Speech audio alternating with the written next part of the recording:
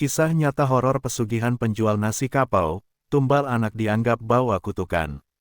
Awal yang suram, di Pondok Labu, Hermanto dan Anissa menjalani kehidupan sehari-hari yang penuh dengan tantangan.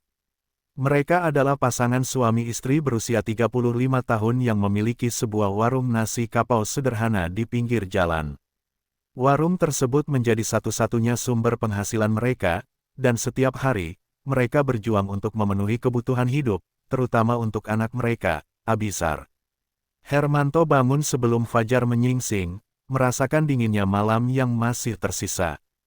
Ia bergegas ke dapur, mempersiapkan bahan-bahan untuk masakan hari itu. Dengan tangan yang cekatan, ia mengolah nasi, menyiapkan lauk pauk seperti rendang, sambal, dan sayur. Namun, meski semua usaha itu dilakukan dengan tulus, hasilnya seringkali tidak sesuai harapan. Pendapatan dari warung seringkali hanya cukup untuk bertahan hidup. Anissa, istrinya, selalu berusaha memberi semangat.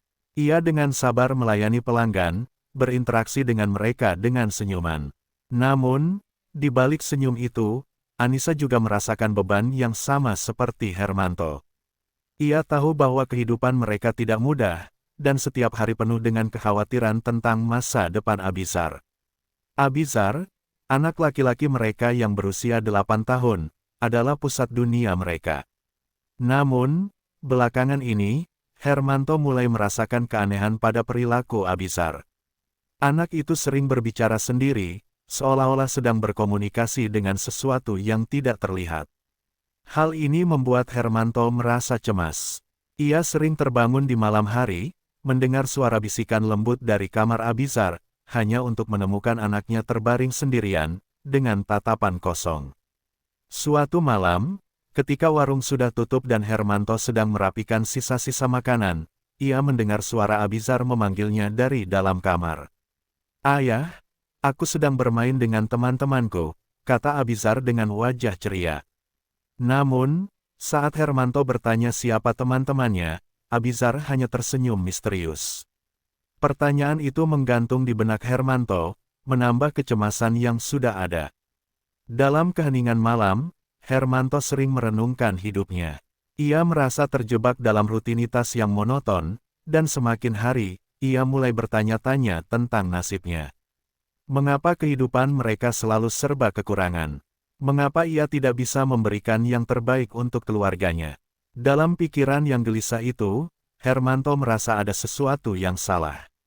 Ia melihat teman-teman sebayanya yang sukses, memiliki mobil baru, rumah yang megah, dan merasa terasing dengan kehidupannya yang sederhana.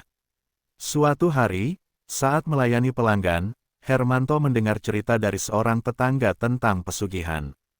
"Ada cara untuk mendapatkan kekayaan dalam waktu singkat," kata tetangganya. "Tapi, kamu harus siap mengorbankan sesuatu yang berharga." Penjelasan tentang pesugihan itu membuat Hermanto terkejut sekaligus penasaran. Dalam benaknya, muncul gambaran tentang kehidupan yang lebih baik. Ia membayangkan bisa memberikan pendidikan yang layak untuk Abizar dan mengubah nasib keluarganya. Namun, di balik ketertarikan itu, Hermanto merasakan konflik batin. Ia tahu bahwa pesugihan tidak lepas dari konsekuensi yang serius. Dalam hatinya, ia mulai meragukan pilihan itu.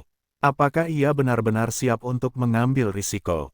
Namun, saat melihat Abizar yang semakin aneh, ia merasa seolah-olah ada sesuatu yang harus dilakukan. Keesokan harinya, saat duduk di warung, Hermanto memutuskan untuk mencari tahu lebih lanjut tentang pesugihan. Ia bertanya kepada beberapa pelanggan yang pernah mendengar tentang hal itu. Rasa ingin tahunya semakin membara, dan ia merasa seolah-olah ini adalah jalan untuk mengubah hidupnya. Namun, di dalam hatinya, rasa takut dan penyesalan mulai menggerogoti. Ia tahu bahwa langkah ini bisa mengubah segalanya, baik untuk dirinya sendiri maupun keluarganya. Di malam yang sunyi, saat semua orang sudah terlelap, Hermanto berbaring di tempat tidurnya, merenungkan semua yang telah terjadi. Ia ingin mengakhiri semua kesulitan ini. Tapi ia juga tahu bahwa setiap pilihan ada harganya. Dalam kegelapan, suara hati kecilnya berbisik. "Apakah kamu siap untuk menghadapi konsekuensinya?"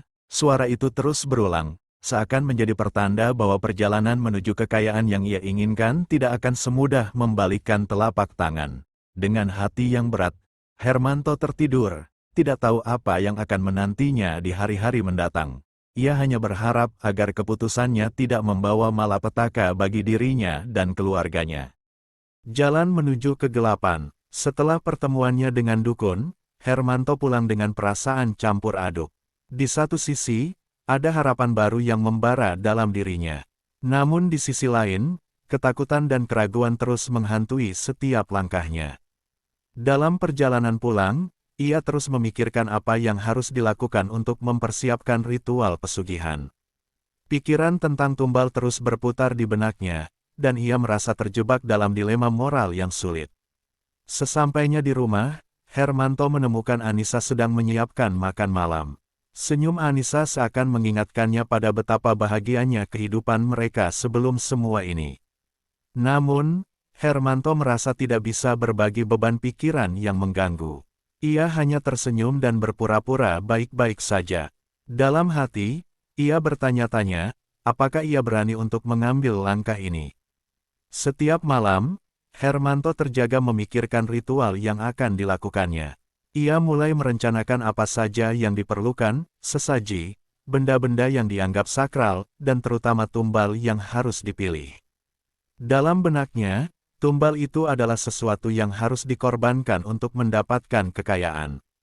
Namun, saat memikirkan siapa atau apa yang harus dikorbankan, ia merasa hatinya semakin berat. Saat Abizar bermain di halaman, Hermanto memperhatikan anaknya dengan penuh kekhawatiran. Ia melihat senyum ceria di wajah Abizar, tapi di balik itu, ada sesuatu yang membuatnya ragu. Keanehan perilaku Abizar semakin menjadi-jadi. Suatu malam, Hermanto mendapati Abizar sedang berbicara dengan sosok bayangan yang tidak bisa ia lihat. "Ayah, dia bilang aku harus membantu," katanya dengan nada ceria. Namun, Hermanto merasakan sesuatu yang sangat tidak nyaman. Akhirnya, setelah berhari-hari bergelut dengan perasaannya, Hermanto memutuskan untuk melaksanakan ritual. Ia merasa tidak ada jalan lain yang bisa ditempuh. Dalam pikirannya, semua ini demi masa depan Abizar, meskipun ia tahu bahwa langkah ini sangat berisiko. Hari H tiba, Hermanto pergi ke pasar untuk membeli berbagai bahan yang diperlukan untuk ritual. Ia membeli makanan, bunga, dan benda-benda yang dianggap sakral oleh dukun. Saat membeli, ia merasakan tatapan curiga dari para penjual, namun ia mengabaikannya. Semua itu demi harapan yang membara untuk mengubah nasibnya. Malam itu, Hermanto meninggalkan rumah dengan hati berdebar. Ia berjalan ke hutan, tempat yang ditunjukkan oleh dukun. Ketika tiba di sana, suasana terasa mencekam. Suara malam yang biasanya menenangkan kini terdengar menakutkan. Dalam kegelapan, ia bisa merasakan kehadiran makhluk gaib yang menunggu. Ketika ritual dimulai, Hermanto merasakan energi yang kuat mengalir di sekelilingnya. Ia berdiri di tengah lingkaran yang telah digambar, dengan sesaji di depan. Dengan suara bergetar, ia mulai membaca mantra yang diajarkan dukun. Suara angin malam berhembus pelan, seolah menyambut kehadirannya. Namun, saat itu juga, keraguan mulai menggerogoti hatinya. Begitu mantra dibaca, Hermanto merasakan sesuatu yang aneh. Bayangan-bayangan gelap mulai muncul di sekelilingnya. Dalam ketegangan, ia melihat sosok-sosok yang tidak dikenal, seolah mengawasi setiap gerakannya. Saat itu, ia baru menyadari bahwa makhluk gaib yang ia panggil tidak bisa dianggap enteng. Ia merasakan ketakutan yang mendalam, tetapi hasrat untuk mendapatkan kekayaan membuatnya terus melanjutkan ritual.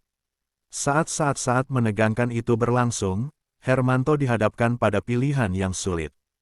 Ia harus memilih tumbal yang akan dipersembahkan.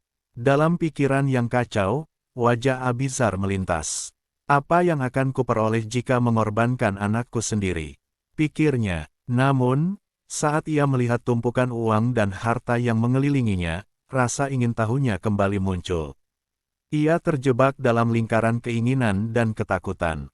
Ritual berlanjut, dan saat Hermanto menatap ke arah sesaji, ia merasakan kehadiran yang semakin kuat. Makhluk gaib itu mulai memberikan tanda bahwa ia siap untuk menerima pengorbanan. Dalam detik-detik yang menegangkan, Hermanto tahu bahwa ia harus bertindak cepat. Dengan rasa takut yang menyelimuti, ia mengangkat tangan dan memohon agar semua ini membawa keberuntungan bagi keluarganya. Keesokan paginya, Hermanto terbangun dengan perasaan campur aduk. Ia tidak yakin apakah semua itu nyata atau hanya mimpi. Namun ketika ia membuka matanya, ia mendapati uang dan emas berserakan di sampingnya. Kegembiraan mengisi hatinya, tetapi rasa bersalah dan ketakutan tidak bisa hilang. Ia merasa seolah-olah telah menandatangani kontrak dengan kegelapan. Dalam perjalanan pulang, ia melihat Abizar yang sedang bermain. Senyum di wajah anaknya seakan mengingatkannya akan semua yang telah terjadi. Meskipun ia kini kaya, Hermanto merasa ada sesuatu yang hilang. Dia mulai menyadari bahwa kekayaan yang ia dapatkan mungkin tidak seindah yang ia bayangkan. Ketidakpastian ini terus membayangi langkahnya, dan ia mulai meragukan keputusan yang telah diambil. Apakah semua ini sebanding dengan harga yang harus dibayar? Dalam perjalanan hidup yang penuh dengan kekayaan, Hermanto tidak bisa mengabaikan perasaan bahwa semua ini mungkin adalah awal dari kegelapan yang lebih dalam. Kegembiraan yang menipiskan. Setelah ritual pesugihan, hidup Hermanto dan keluarganya berubah drastis. Dalam waktu singkat, warung nasi kapau yang dulunya sepi kini dipenuhi pelanggan. Uang dan kekayaan mengalir deras ke dalam kehidupannya.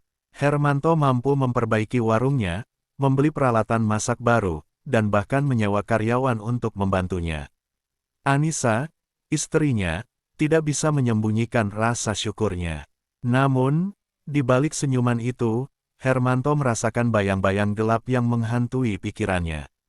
Meskipun segala sesuatu tampak sempurna dari luar, Hermanto merasa seolah-olah ada sesuatu yang tidak beres. Abizar, anak laki-lakinya, semakin hari semakin menjauh. Perilakunya yang aneh semakin mengkhawatirkan. Ia sering kali terlihat melamun, berbicara sendiri, dan kadang-kadang berlari ke tengah malam, seolah-olah mengikuti suara-suara yang hanya ia dengar.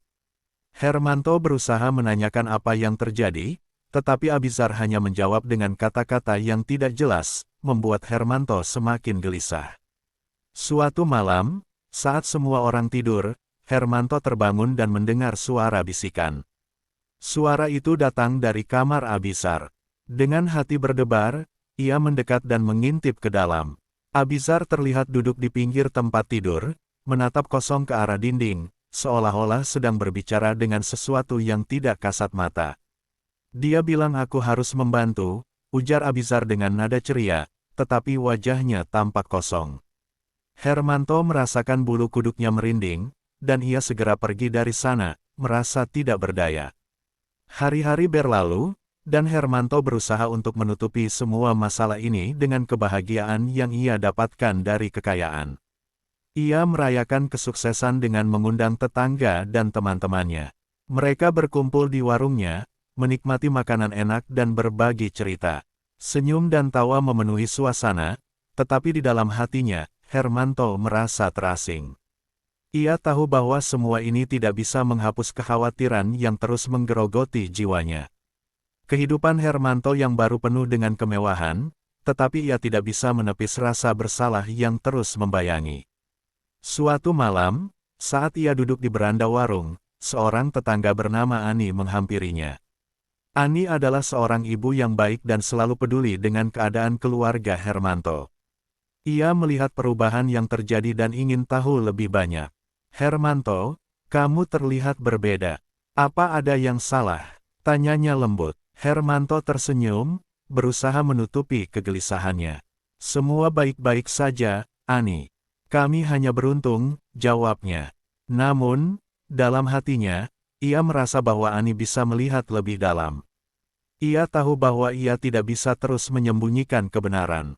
Satu malam, saat Hermanto pulang dari warung, ia mendengar Abizar berbicara lagi, kali ini lebih keras.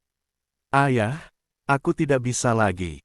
Mereka datang untukku, katanya dengan suara penuh ketakutan. Hermanto merasa jantungnya berdegup kencang. Siapa yang datang, nak?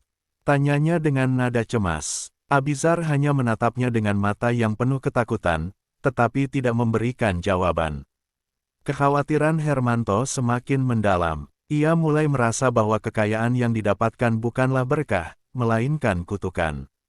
Dalam upayanya untuk mendapatkan kehidupan yang lebih baik, ia merasa seolah telah melepaskan sesuatu yang lebih berharga, anaknya. Dalam pikirannya, muncul pertanyaan, apakah semua ini sepadan dengan harga yang telah aku bayar? Suatu malam, Hermanto tidak bisa tidur. Ia memutuskan untuk kembali ke tempat di mana ia melakukan ritual pesugihan.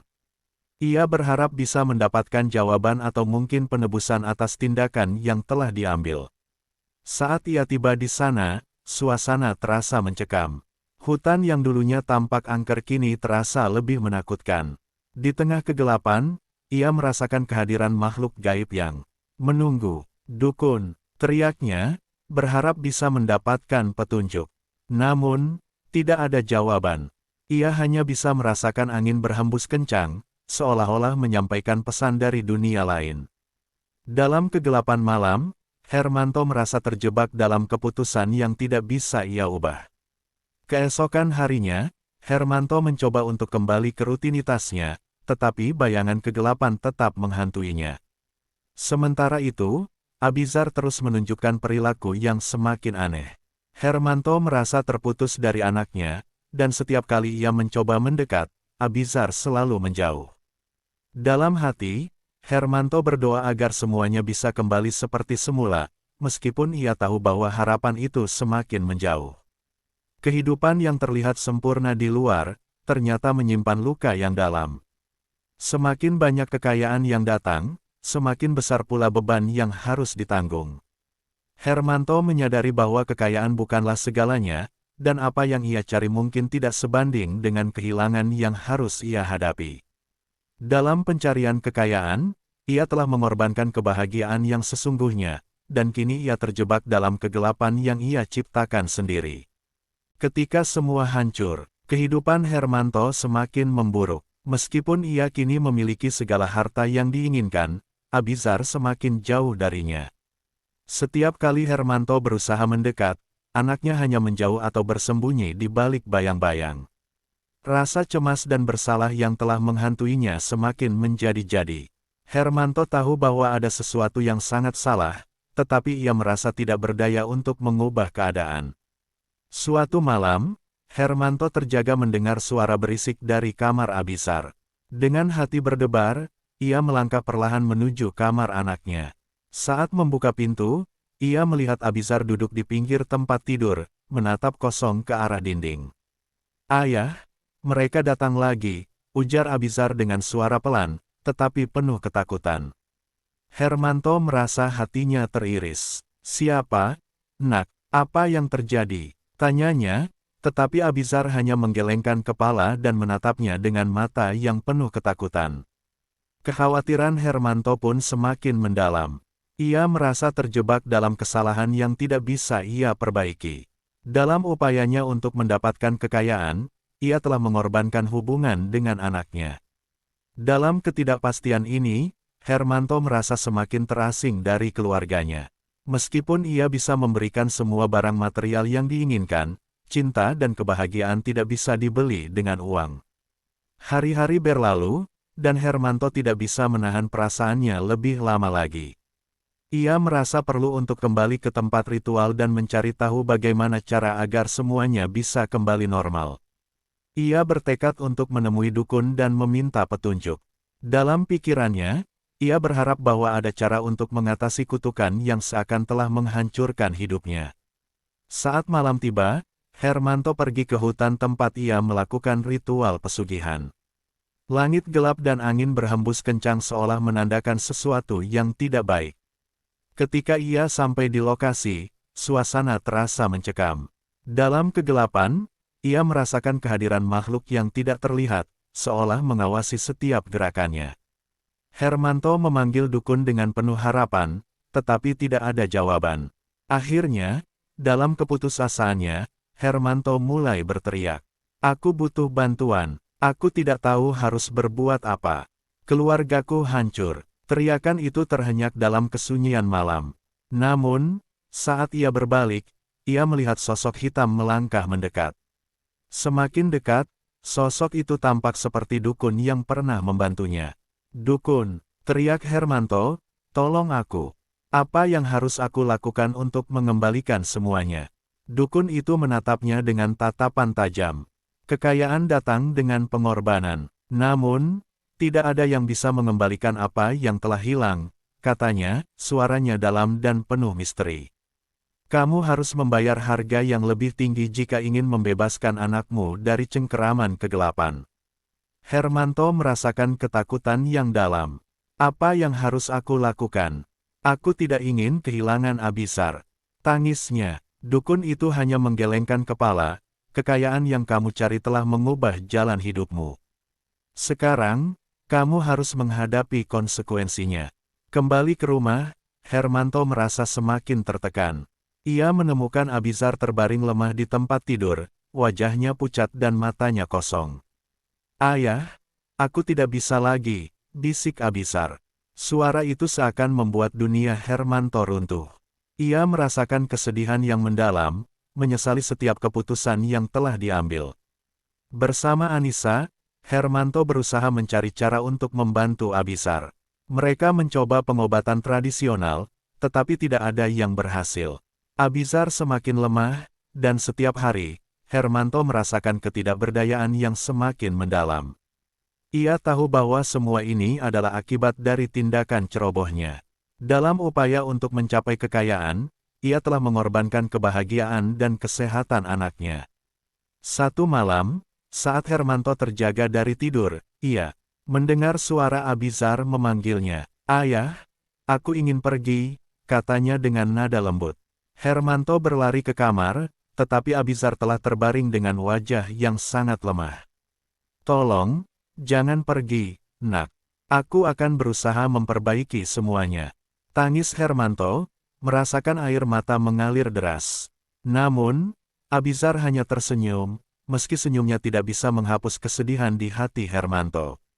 Ia menyadari bahwa semua usaha dan pengorbanannya mungkin tidak ada artinya jika anaknya harus pergi. Dalam pikirannya, ia berdoa agar Tuhan memberikan jalan keluar, tetapi ia tahu bahwa semua ini adalah akibat dari keputusannya yang salah. Pagi harinya, saat Hermanto terbangun, ia menemukan Abizar sudah tidak bernyawa. Rasa sakit yang mendalam menghantam hatinya. Ia merasa seolah dunia sekitarnya runtuh. Semua harta yang pernah ia kumpulkan kini terasa hampa. Dalam momen itu, Hermanto menyadari bahwa kekayaan tanpa cinta dan kebahagiaan adalah sebuah kutukan. Dengan air mata yang mengalir, Hermanto berjanji untuk tidak lagi terjebak dalam keserakahan. Namun, semua sudah terlambat. Ia telah kehilangan apa yang paling berharga dalam hidupnya. Dalam kesedihan yang mendalam, Hermanto menatap langit, berharap bahwa anaknya menemukan kedamaian yang tidak bisa ia berikan. Semua yang ia impikan kini hancur, dan hidupnya akan selamanya terpuruk dalam penyesalan abadi. Penyesalan abadi. Setelah kepergian Abizar, hidup Hermanto terasa hampa dan sunyi. Dunia seolah kehilangan warnanya, dan setiap sudut rumah mereka dipenuhi dengan kenangan yang menyakitkan. Warung nasi kapau yang dulunya ramai dengan tawa dan kebahagiaan kini terasa sepi. Hermanto tidak lagi memiliki semangat untuk menjalankan usahanya. Ia hanya duduk di sudut warung, memandangi dinding yang pernah menjadi saksi bisu kebahagiaan keluarganya. Anissa, istrinya, berusaha untuk tetap tegar, tetapi ia juga merasakan kehilangan yang mendalam. Mereka berdua sering terdiam dalam kesunyian, tidak tahu apa yang harus diucapkan. Kesedihan mengikat mereka dalam sebuah kesepian yang menyakitkan. Dalam momen-momen seperti itu, Hermanto seringkali teringat pada senyuman Abizar, tawa kecilnya, dan semua keanehan yang semakin memburuk menjelang akhir hidupnya. Suatu malam, Hermanto terbangun dari tidur yang gelisah. Ia merasakan sesuatu yang aneh, suara-suara bisikan kembali mengisi kepalanya. "Ayah, aku masih di sini," bisik suara lembut itu. Hermanto terbangun dengan keringat dingin. Ia merasa terjebak dalam kegelapan yang tak berujung. Dalam pikirannya, Ia berjuang untuk memahami apakah Abizar benar-benar pergi ataukah jiwanya masih terikat di antara dua dunia. Dengan perasaan bersalah yang menggerogoti, Hermanto kembali ke tempat ritual di hutan, berharap bisa menemukan jawaban. Saat ia tiba di sana, suasana terasa mencekam. Hutan yang dulunya membuatnya merasa bersemangat kini hanya menyisakan kenangan kelam. Ia memanggil dukun, berharap bisa menemukan cara untuk mengembalikan anaknya. Namun, tidak ada jawaban.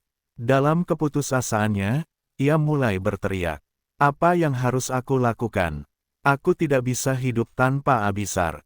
Teriakannya teredam dalam kesunyian malam.